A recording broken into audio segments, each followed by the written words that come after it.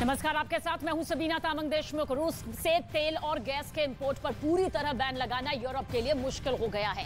Ban का विरोध कर रहे हंगरी को मनाने की यूरोपियन यूनियन की कोशिश नाकाम होने की खबर है। यूरोपियन कमीशन के अध्यक्ष खास तौर पर हंगरी के प्रधानमंत्री को मनाने के लिए हंगरी गए थे, लेकिन खबर है कि हंगरी के प्रधानमंत्री को मनाने की उनकी कोशिश पूरी तरह नाकाम रही। सवाल यही है कि आखिर क्या 27 देशों के इस समूह में अकेला हंगरी बैन का विरोध कर रहा है?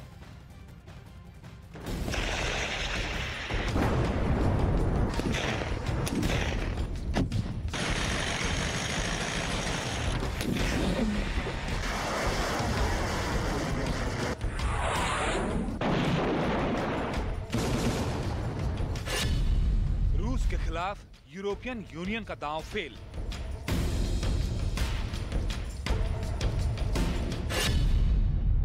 तेल और गैस के बैन के विरोध में उतरा हंगरी।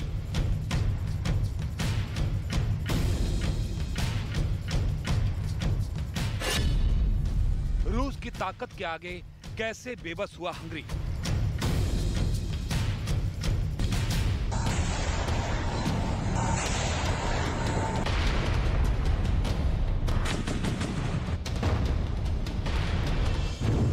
जंग की चुनौतियों के बीच रूस के विरोधी उसे सबक सिखाना चाहते हैं।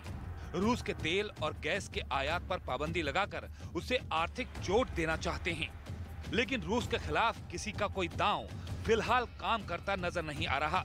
इस बार यूरोपियन यूनियन की मंशाओं को हंगरी के एक कदम ने बड़ा झटका दिया है। 27 देशों वाला ये समूह रूस से तेल और गैस के आयात पर पूरी तरह बैन लगाना चाहता था, लेकिन इसी समूह से आने वाले देश हंगरी ने ऐसा करने से मना कर दिया है। बैन का विरोध कर रहे हंगरी को मनाने की कोशिशें भी की गई। हंगरी के प्रधानमंत्री से यूरोपियन कमीशन के अध्यक्ष की मुलाकात भी हुई, लेकिन हंगरी ने बैन का विरोध करते हुए यूरोपियन यूनियन को बड़ा झटका दिया है। हंगरी साफ कर चुका है कि वो यूरोपियन यूनियन के इस प्रस्ताव के साथ नहीं है। यही वजह है कि हंगरी को मनाने के लिए कई बड़े देशों के अलावा यूरोपियन यूनियन के बड़े अधिकारी भी लगे हुए हैं। लेकिन हंगरी ने बड़ी ही साफगोई से रूस से तेल और गैस के आयात पर बैन से किनारा कर लिया है, जिस वजह से यूरोपियन यूनियन की टेंशन बढ़ गई है। यहाँ खतरा इस बात का है कि अगर दूसरे मुल्क भी हंगरी के रास्ते पर चल पड़े तो 27 देशों के इस समूह की साख पर पट्टा लग सकता है।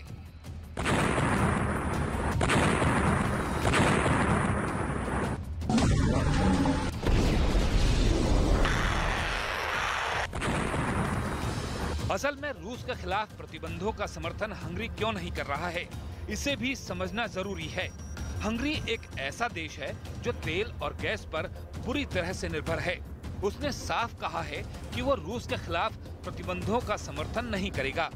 हंगरी का कहना है कि कोयले पर प्रतिबंध ठीक रहेगा, क्योंकि उससे हंगरी पर कोई प्रभाव नहीं पड़ेगा, लेकिन तेल और गैस पर प्रतिबंध हंगरी को बर्बाद कर देगा। रिपोर्ट्स के मुताबिक हंगरी अपनी जरूरत का 85% प्राकृतिक गैस और 60% से ज्यादा तेल रूस से आयात करता है। 2010 के बाद से हंगरी गैस और तेल को लेकर रूस पर और ज्यादा निर्भर हो गया है, और ऐसे में हंगरी के लिए रूस के खिलाफ जाना मुश्किल है। यही वजह है कि हंगरी के पीएम को मनाने की कोशिशें भी नाकाम हो चुकी हैं।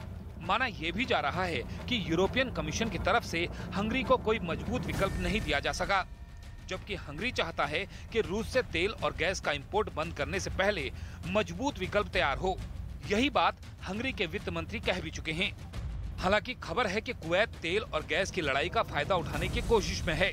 हंगरी को भी इस वक्त अपनी जरूरतों के लिए कुवैत जैसे ही किसी देश की सख्त जरूरत है।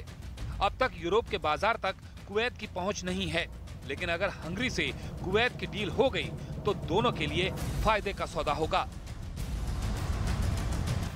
के बीच चल रही इस जंग में बार बार रूस अमेरिका यूरोप और नेटो देशों को आंख तरे रहा है, लगातार धमकी दे रहा है कि अगर यूक्रेन की मदद की तो अंजाम बहुत बुरा होगा। लेकिन अब नेटो देशों के साथ ब्रिटिश फोर्स ने भी रूस को अपनी ताकत दिखाने की ठान ली है। खबर है कि इसी महीने पूरे यूरोप में ब्रिटिश सेना नेटो देशों के साथ मिलकर बेहद बड़े सैन्य अभ्यास में हिस्सा लेगी। यानी रूस और यूक्रेन के बीच जारी जंग के बीच अगर ये और लकीर बढ़ी तो तीसरा विश्व युद्ध होने से कोई नहीं रोक सकेगा।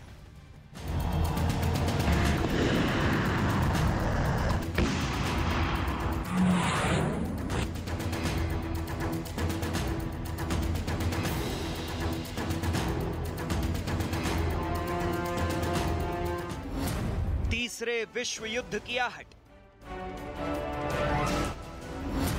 पूरे यूरोप में नए रण की तैयारी। रूस के खिलाफ सबसे बड़ा चक्रव्यूह। ब्रिटिश सेना और नेटो के सैन्य अभ्यास की तैयारी। शीत युद्ध के बाद यूरोप में सबसे बड़े सैन्य अभ्यास की तैयारी। नेटो देशों के साथ ब्रिटिश सेना पूरे यूरोप में भरेगी हुंकार। फिनलैंड से मैसेडोनिया तक सबसे भयावह युद्धाभ्यास की तैयारी।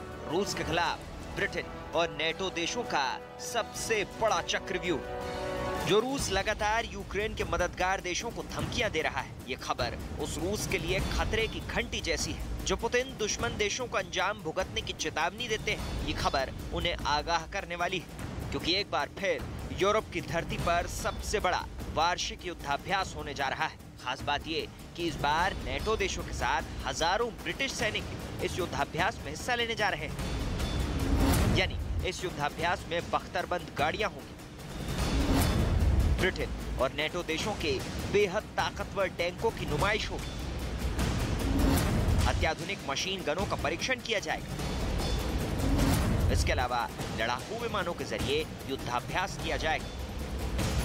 दरअसल ये अमेरिका की अगुवाई वाला एक सालाना युद्धाभ्यास है। इस युद्धाभ्यास को डिफेंडर यूरोप नाम से जाना जाता है, यानी यूरोप के रक्षक। इस युद्धाभ्यास को यूरोप के 16 देशों में अंजाम दिया जाएगा, जिसका मकसद ये परखना है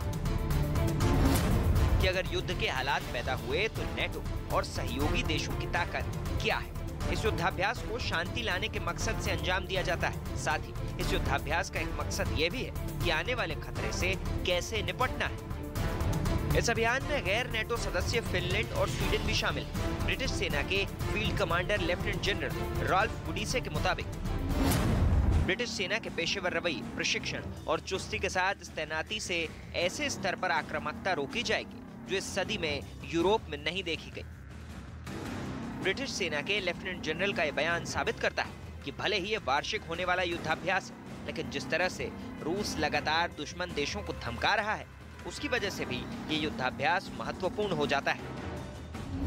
यही वजह भी है कि शीत युद्ध के बाद पहली बार नेटो देशों के 18,000 सैनिक एस्टोनिया और लातविया सीमा पर युद्धाभ्यास में हिस्सा लेंगे। इसके अलावा 1,000 ब्रिटिश सैनिक पोलैंड में 11 अन्य देशों के साथ वॉर एक्सरसाइज में शामिल होंगे। यानी अमेरिका, यूरोप और नेटो देश किसी भी हालात से निपटने के लिए एक बार फिर बड़े युद्धाभ्यास की तैयारी कर रहे हैं, क्योंकि रूस और यूक्रेन के बीच मौजूदा वक्त में जो हालात चल रहे हैं, उसे देखते हुए इस बात की आशंका से इनकार नहीं किया जा सकता कि कभी भी पुतिन की झल्लाहट दो देशों के बीच चल रही इस जंग को तीसरे विश्व युद्ध की आग में झोंक सकती है। युद्ध जब भी होता है महाविनाश आता है, और यही वजह है कि हमला करने वाले और हमला सहने वाले दोनों को भारी नुकसान होता है। और इसी नुकसान को लेकर मेरी सहयोगी रितिका हमारे साथ है। Ritika, over to you. बिल्कुल, 78 दिन से जारी युद्ध में रूस और यूक्रेन एक दूसरे को भारी नुकसान का दावा कर रहे हैं। यूक्रेन की ओर से दावा यह किया गया है कि इस जंग में रूस को भारी नुकसान पहुंचा है। यूक्रेन के दावे के मुताबिक आपको यह बता दें कि रूस के 26,350 सैनिकों की मौत अब तक हो चुकी है, तो वहीं रूस की 2,856 बख्तरबंद गाड़ियां भी तबाह हुई हैं। इतना ही नहीं, जंग के इस मैदान में रूस के 1,187 टैंक तबाह हो चुके हैं। यूक्रेन ये दावा कर रहा है कि उसने महायुद्ध में रूस की 528 तोपें तबाह कर दी है, जबकि 160 हेलीकॉप्टर्स को मार गिराया है। यूक्रेन ने रूस के 390 ड्रोन और 12 जहाज तबाह करने का दावा भी किया गया है। यह बड़ा दावा रूस को लेकर किया गया है यूक्रेन की तरफ से। तो यूक्रेन को इतनी मदद मिल रही है जितनी की उम्मीद ज़ेलेंस्की को भी नहीं थी। हथियारों की खेप हो, प्रोपेगेंडा से लड़ने के लिए पैसा हो, मलबे में तब्दील आशियानों को फिर बसाने की बात हो, अमेरिका ने यूक्रेन के लिए दरअसल अपनी तिजोरी पूरी तरह से खोल दी है। जो बाइडेन ने यूक्रेन की मदद के लिए अमेरिकी कांग्रेस से $33 बिलियन मांगे थे। अमेरिकी कांग्रेस ने इसकी जगह $40 बिलियन पर मुहर लगाई। मतलब जमीन पर जंग तो यूक्रेन लड़ रहा है, लेकिन इसके पीछे अमेरिका खड़ा है।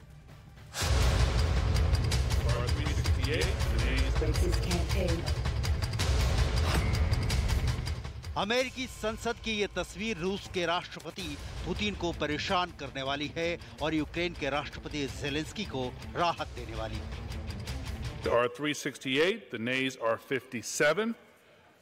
The bill is passed without objection. A motion to reconsider is laid on the table.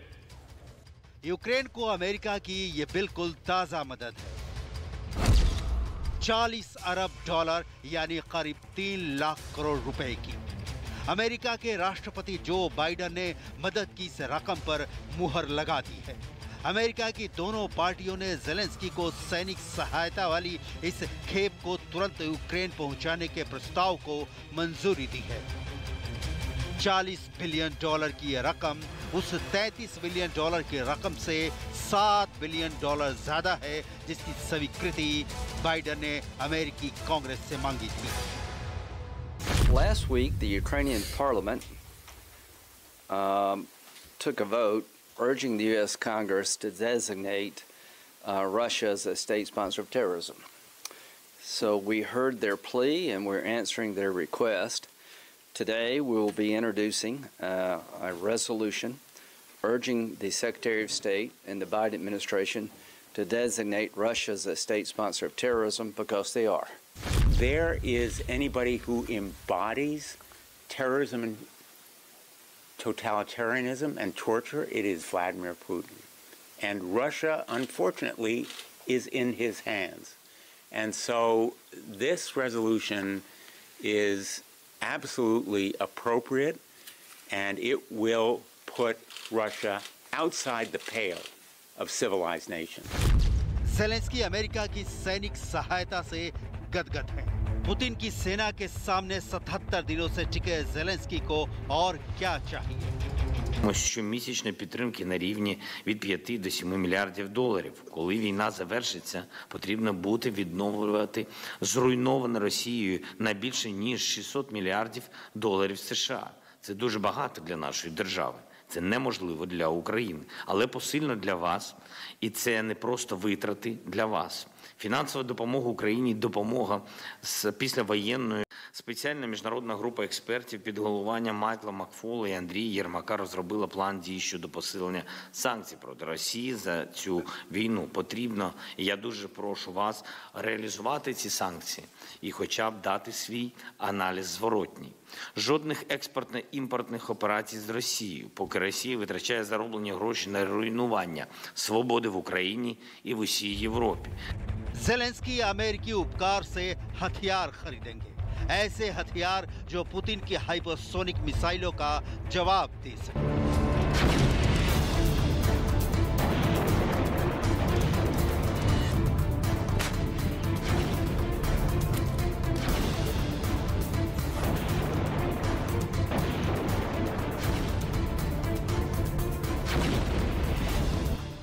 ऐसे हथियार जो पुतिन की मस्ताइस टैंक को जवाब दे सके।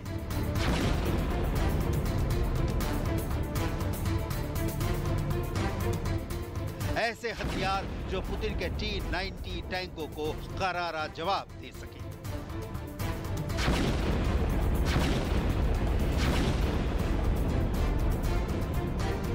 कीव को बचाया जा सके, मारियोपोल पर फिर से यूक्रेन का झंडा लहराया जा सके, ओडेसा की रक्षा की जा सके। ज़ेलेंस्की अमेरिका के इस उपकार को शायद ही कभी भुला पाए। ज़ेलेंस्की इस $40 बिलियन से क्या क्या खरीदेंगे वो लिस्ट आपको दिखाएं, उसके पहले पुतिन का वो आक्रोश देख लीजिए जो वाशिंगटन से यूक्रेन को $40 बिलियन की मदद वाले ऐलान के बाद ही यूक्रेन की जमीन पर दिखा। रूस का तीसरा सबसे बड़ा शहर ओडेसा जल रहा है।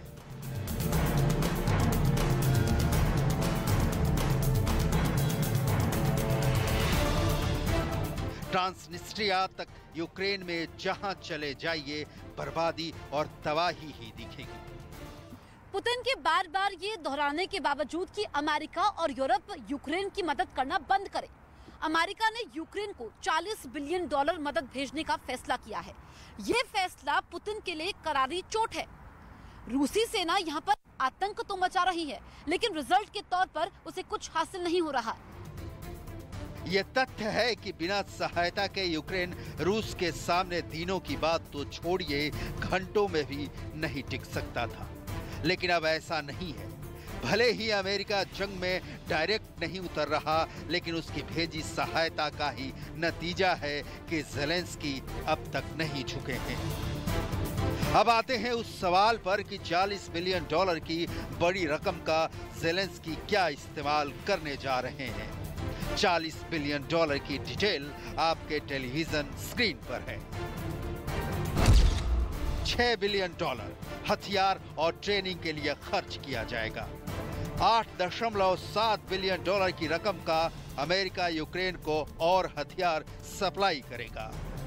$3.9 बिलियन इंटेलिजेंस सपोर्ट के लिए रखा गया है। $2 मिलियन टेक्निकल सपोर्ट के लिए दिया जा रहा है। $5 बिलियन खाद्य सुरक्षा पर खर्च किए जाएंगे। $900 मिलियन रिफ्यूजी समस्या और हाउसिंग पर खर्च होंगे। जब बोरे में भरकर पैसा मिल रहा हो तो ज़ेलेंस्की सीना चौड़ा नहीं करेंगे तो क्या करेंगे? ओडेसा का बंदरगाह बर्बाद हो जाए तब भी, अज़ोवस्ताल का स्टील प्लांट तबाह हो जाए तब भी, होरेंका का वेयर हाउस जला दिया जाए तब भी। डॉलर में मिल रही ये रकम इतनी ज्यादा है कि ज़ेलेंस्की कीव के बंकर में बैठे बैठे अभी कई महीनों तक युद्ध का सफल संचालन कर सकते हैं, जो कि अमेरिका और यूरोपीय देश चाहते हैं। वरना ऐसी कोई वजह नहीं दिखती कि मुट्ठी भर यूक्रेन के सैनिकों के दम पर ज़ेलेंस्की पुतिन से पार पा जाएं। अमेरिका में $40 बिलियन की यूक्रेन को दी जा रही मदद को लेकर कहा जा रहा है कि ये ठीक वैसा ही है जैसा कि दूसरे विश्व युद्ध के दौरान हुआ था, जब अमेरिकी डॉलर के दम पर जर्मनी को मात दी गई थी।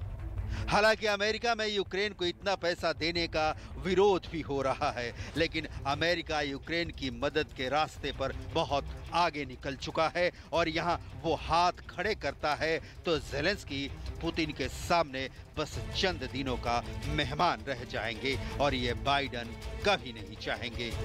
यही वजह है कि अब तक अमेरिका ज़ेलेंस्की को इतना पैसा दे चुका है जिसकी उम्मीद खुद ज़ेलेंस्की को शायद ही होगी।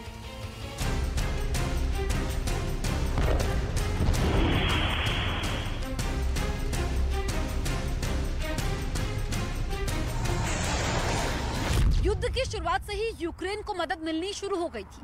पहले कहा गया कि अमेरिका और यूरोप सीधे तौर पर यूक्रेन को हथियारों की सप्लाई नहीं करेगा, लेकिन कभी ऐसा हुआ नहीं।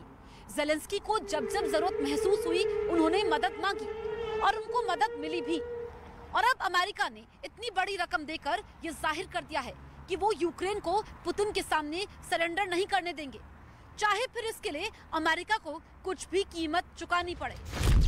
ऐसा नहीं है कि अमेरिका युद्ध के आगाज के साथ ही यूक्रेन पर पैसों की बारिश कर रहा है, लेकिन जहां युद्ध के पहले अमेरिका हर साल यूक्रेन को 300 मिलियन की मदद भेजता था, अब ये $100 मिलियन रोजाना के हिसाब से मदद भेज रहा है। अमेरिका की ओर से जो $40 बिलियन की नई मदद यूक्रेन को भेजी गई है, उसके पहले अमेरिका ने यूक्रेन को किस मद के लिए कितनी राशि दी, उसका डेटा आपके टेलीविजन स्क्रीन पर है।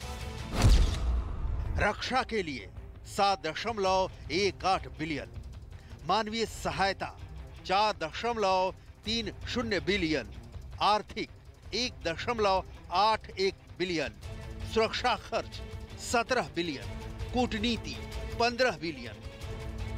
मतलब 24 फरवरी जंग के आगाज के साथ ही अमेरिका ने यूक्रेन को जो हथियार और पैसे भेजने शुरू किए, वो सिलसिला अब तक जारी है।